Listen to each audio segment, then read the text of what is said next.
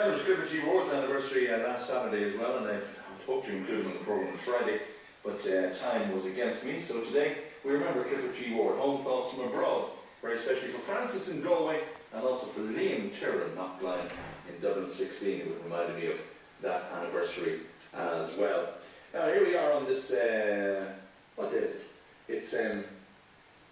It's a Monday, and we're so close to Christmas. Very, very close. And it's snowing